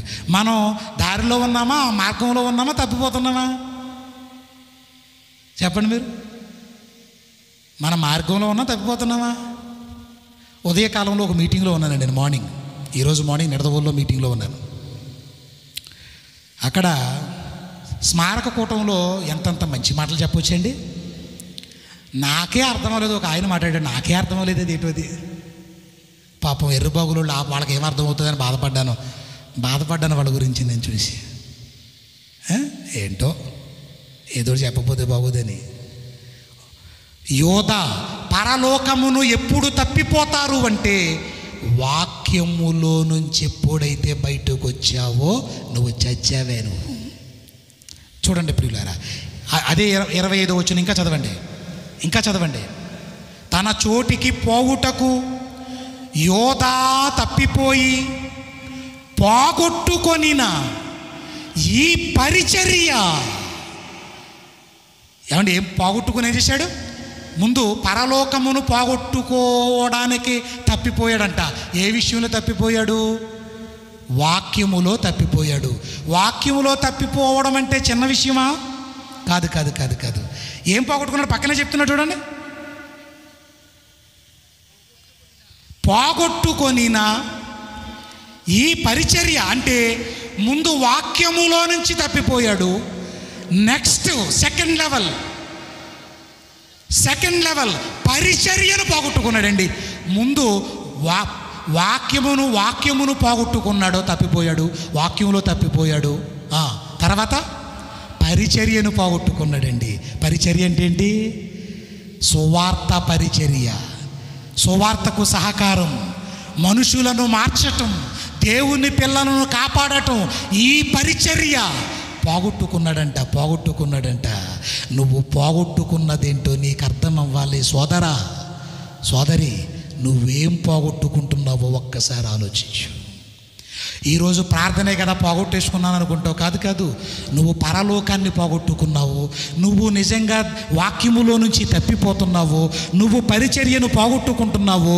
నెక్స్ట్ అపోస్తలత్వము అనే ఒక అధికారం నువ్వు పోగొట్టుకుంటున్నావు. తెలుసా? ఇన్ని పోగొట్టుకుంటున్న ఇతను ఆరని అగ్నిగుండంలోనికి వెళ్ళిపోతున్నాడు. అతని గమ్యము మారిపోయింది. ప్రియమైన దేవుని పిల్లలారా, అతని గమ్యం మారిపోయింది. అందుకే ఒక్కసారి చివరిగా మీరు ఆలోచించండి. యోధా పోగొట్టుకున్నదేంటి? అతని కుటుంబం కదండి. కుటుంబం. కీర్తనలు 109వ అధ్యాయంలో ఒక్కసారి ఆ మాట చూసి మనం ముందుకు వెళ్ళిపోతాము. కీర్తనలలో ఉంది అతని కుటుంబం గురించి. ఇస్కరియోతు యోధా కుటుంబము గురించి కీర్తనలలో ఉంది 109, 8వ వచనం నుండి. 109వ అధ్యాయం 9వ వచనం నుండి 8వ వచనం నుంచి. వాని జీవిత దినములు కొద్దివగునుగాక, వాని ఉద్యోగమును, మరి అతను చచ్చిపోయిన తర్వాత ఇంకొకటికి ఇవ్వాలి కదా, మత్తి అనే వ్యక్తికి ఇచ్చారు. అతని ఉద్యోగం వేరొకడు తీసుకొనుగాక. వాని బిడ్డలు ఇతను చచ్చిపోగానే తండ్రి లేని వారు అవుదురుగాక. వాని భార్య యోధా చచ్చిపోవడంతో విధవరాలగునుగాక. వాని బిడ్డలు దేశ దిమ్మరులైపోతారంట. కయ్యిన్లాగా దేశ దిమ్మరులై భిక్షమెత్తుదురుగాక. పాడుపడిన తమ ఇండ్లకు దూరముగా జీవనము వెతుకుదురుగాక. వాని ఆస్తి, యోధా గారి ఆస్తి అంతయు అప్పుల వారు ఆక్రమించుకొందురుగాక. అంటే యోధా గారికి ఏమున్నాయి? అప్పులు. అందుకే అమ్మకానికి పెట్టాడు. ఎవరిని? ప్రభువునే అమ్మకానికి పెట్టాడు. హోల్సేల్ రేట్ 30 వెండి నాణేలు అమ్మేశాడు. అప్పులు ఉన్నాయి పాపం ఆయనకి. ఏం జరిగిన తర్వాత? అప్పులు వారు ఆక్రమించుకుంటారు అతని ఆస్తి. వాని వంశం తండ్రి లేని వాని కష్టార్జితం పరులు దోచుకుందురుగాక. వానికి కృప చూపువారు లేకపోవుదురుగాక. తండ్రి లేని వానికి బిడ్డలకు దయచూపువారు ఉండకపోవుదురుగాక. వాని వంశము నిర్మూలము చేయబడునుగాక. వచ్చు తరమునందు వారి పేరు మాసిపోవునుగాక. చాలండి. ఇప్పుడు అపోస్తుల కార్యములు 1వ అధ్యాయం దగ్గరకు వచ్చాం కదా, ఒకసారి మళ్ళీ చేయండి. అపోస్తుల కార్యములు 1వ అధ్యాయం 20. అపోస్తుల కార్యములు 1వ అధ్యాయం 20. అతని ఇల్లు పాడైపోవునుగాక. కీర్తనలో ఉన్నదేనా? అతని ఇల్లు పాడైపోవునుగాక, దానిలో ఎవడనూ కాపురం ఉండకపోవునుగాక. అతని ఉద్యోగము అంటే యోధా గారి ఉద్యోగము, అపోస్తలుడు అనే ఉద్యోగము వేరొకడు తీసుకునుగాక అని కీర్తనల గ్రంథములో వ్రాయబడి ఉన్నది. అదిగోండి, ఎక్కడ ఉంది? కీర్తనలో ఉందా? చదివాం కదా, 109, 8 నుంచి చదివేశాం కదా. ఎంత అద్భుతం అండి. ఏమండి, యోధా తప్పిపోవటం వల్ల నష్టం ఏంటో తెలుసా? అతను చచ్చిపోవడం, అతని శరీరము ఏమండి పేగులు బయటపడిపోవడం, అతని కుటుంబం రోడ్డున పడిపోవడం మాత్రమే కాదు, పరలోకాన్ని పోగొట్టుకున్నాడు. వాక్యములో నుంచి తప్పిపోయాడు. ఏమండి, పరిచర్య చేసే మహాభాగ్యం పోగొట్టుకున్నాడు. అపోస్తలుడు అనే గొప్ప అధికారాన్ని పోగొట్టుకున్నాడు. ఇవన్నీ పోగొట్టుకున్నాడు. చివరికి మిగిలింది పాతాళం, అగ్నిగుండం, ఆరని మంటలు, అగ్నిగుండం. ఎక్కడ నుంచి ఎక్కడికి వెళ్ళావయ్యా నువ్వు? ఎక్కడ నుంచి ప్రభువు దగ్గర శిష్యుడిగా ఉన్న నువ్వు ఎలా వెళ్ళిపోయావయ్యా? నువ్వు అగ్నిగుండానికి ఎలా వెళ్ళిపోయావు? ఈరోజు మనం కూడా ఇదే స్థితిలో ఉన్నాం. ప్రియమైన దేవుని పిల్లలు, మనం ఏ స్థితిలో ఉన్నాం?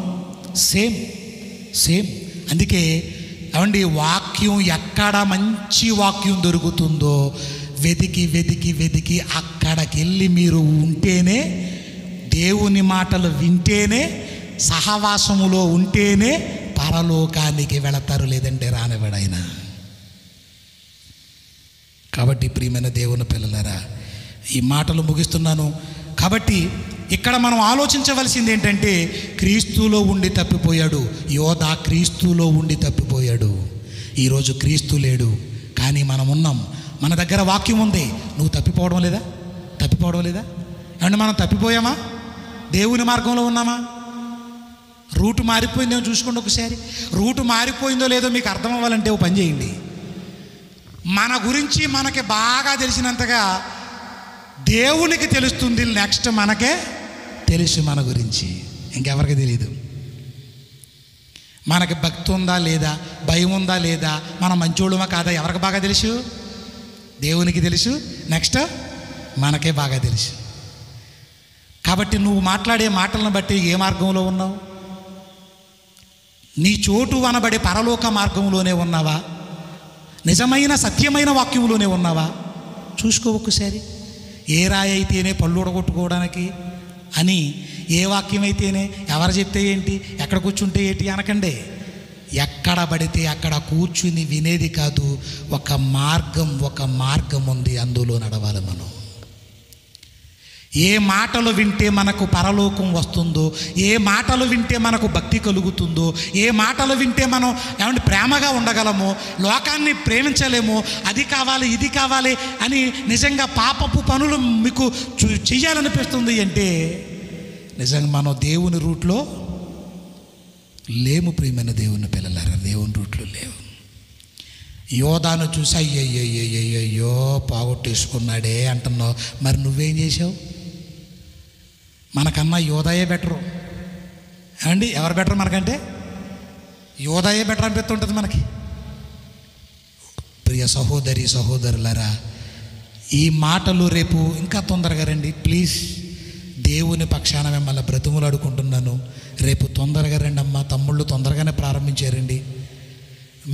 మీకు నిద్రపోవలసిన సమయం, మీరు ఎంతో కష్టపడి ఉండే మీ మేలు కోసమే తొందరగా వస్తే తొందరగా వెళదాం, మమ్మల్ని కూడా తొందరగా పంపించిన వాళ్ళు అవుతారు.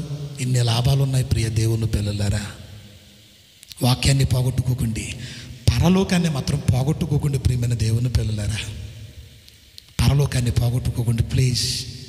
పరలోకం పొద్దుట జ్ఞాపకార్థ కూడికలో అందరూ చచ్చిపోయిన వ్యక్తి పరలోకం వెళ్ళిపోయింది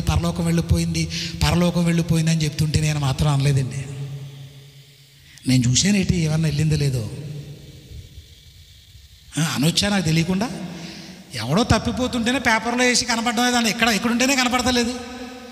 ఏకంగా ఆకాశం అవతలున్న పరలోకానికి వెళ్ళిపోయాడంటే మనం ఏమైనా చూసామా అండి? ఎంత ధైర్యంగా చెప్తున్నావు నువ్వు. పరలోకానికి వెళ్ళాలంటే అది ఏమన్నా నీ ఇల్లు అనుకున్నావా, మన సొంతం అనుకున్నావా, నీ ఇష్టం అనుకుంటున్నావా? తండ్రి ఉన్న లోకం అది, పరలోకమందున్న తండ్రి ఉన్న లోకం అది. ఇక్కడ వేషధారిగా బ్రతికిన సేవకుడు నిన్ను ఖండించడు. ఎందుకంటే నువ్వు మానేస్తావేమోనన్న బాధ ఆయనకి. చిన్న దానికి కూడా దేవుణ్ణి వదిలేసే రకాలం మనం. అందుకే వాళ్ళు మనల్ని ఖండించరు, గద్దించరు, బుద్ధి చెప్పరు. కానీ పరలోకపు గేటు దగ్గర మాత్రం కొమ్ములు విరిచేసే దేవుడు ఉన్నాడో అక్కడ నిన్ను నిలబెట్టి కడిగేస్తాడు. ప్రియమైన దేవుని పిల్లలారా, జాగ్రత్తగా భయభక్తులతో ఉన్నతంగా బ్రతుకుదాం. విలువైన మాటలు, చాలా విలువైన మాటలు రేపటి దినాన్న విందాం, ప్రార్థన చేసుకుందాం. ప్రేమ కలిగిన మా కన్న తండ్రి, దయ కలిగిన మా దేవా, మీ ఘనమైన నామమునకు స్తుతులు స్తోత్రములు చెల్లిస్తూ ఉన్నాము తండ్రి. గొప్ప దేవుడవు నాయన, మీ దయ వల్లే మేము బ్రతుకుతున్నాము తండ్రి. మీ కనికరము వల్లే మేము బ్రతుకుతున్నాము నాయన. మీ కృప వల్లే మేము బ్రతుకుతున్నాము తండ్రి. మా ధనం వల్ల, మా బలం వల్ల, మా ఉద్యోగాల వల్ల, వ్యాపారాల వల్ల కాదు నాయన. ఇవన్నీ విలువలు. ఈ విలువ నా తండ్రి నామకార్థంగా బ్రతుకుతున్న వాటి విలువ, వారు నష్టపోతున్న వాటి విలువ, వారు పోగొట్టుకుంటున్న వాటి విలువ, వారు కోల్పోతున్న వాటి విలువ తెలుసుకునే మనసు ప్రతి ఒక్కరికి దయచేయండి నాయన. లోకంలో నా తండ్రి పరలోకపు మార్గమును సంఘముగా మాకు ఇచ్చారు. సంఘాలు ఈరోజు ఎంత భయంకరమైన నా తండ్రి ఆచారాలతోనూ సాంప్రదాయాలతోనూ పద్ధతులతోనూ ఉంటున్నాయి తప్ప తండ్రి గుడులను నింపుతున్నారు, కానీ గుండెలలో వాక్యమును నింపుకోవడం లేదు నాయన. తండ్రి ఈ గ్రామములో ఉన్న ఇదిగో నీ బిడ్డలైన వారందరినీ దీవించండి, కాచి కాపాడండి. సభలో ఏర్పాటు చేసిన ప్రియ తమ్ముడు రాంప్రసాద్ని, వారి భార్యా బిడ్డలను, సంఘమును, సహకరించిన వారిని, వేదిక మీద ఉన్న దైవజనులను, ఇదిగో వచ్చిన నీ బిడ్డలైన వారందరినీ నాయన నీ మీద ప్రేమతో వచ్చారు తండ్రి, ఓపికతో కూర్చున్నారు దేవా. నాయన మేము వాక్యములో నుంచి తప్పిపోకూడదు తండ్రి, పరిచర్యను పోగొట్టుకోకూడదు నాయన, మాకు ఇచ్చిన అధికారాన్ని మేము పోగొట్టుకోకూడదు నాయన. చివరికి అగ్నిగుండానికి వెళ్ళిపోయే మిగిలిన ఒకే ఒక భయంకర లోకం, ఆ లోకం గురించి తెలియక బ్రతుకుతున్నాము నాయన. లోకానుసారంగా ఆ లోకం గురించి తెలియక బ్రతుకుతున్నాము తండ్రి. ఎంతమంది మైక్ ద్వారా వాక్యం వింటున్నారో వారందరినీ దీవించండి. రేపు చివరి దినం అనేక మంది నీ మమ్ములను నీ దివ్యమైన మాటలు వినడానికి సిద్ధపరచండి. మీ కొరకు బ్రతకడానికి మహాభాగ్యం మాకు ఇవ్వండి నాయన. నీ బిడ్డలు వెళుతుండగా క్షేమముగా తీసుకుని వెళ్ళండి. ఈ గ్రామములో ఉన్న దైవ సేవకులను అందరినీ, విశ్వాసులైన వారందరినీ, మారు మనసు పొందని వారందరినీ రక్షణా భాగ్యము దయచేయండి దేవా. మీరే మహిమ, ఘనత, ప్రభావాలు పొందమని మా ప్రభువును ప్రియ రక్షకుడు అయిన యేసు నామములో ఈ ప్రార్థన అడుగుచున్నాము తండ్రి. ఆమేన్. అందరికీ వందనాలమ్మా.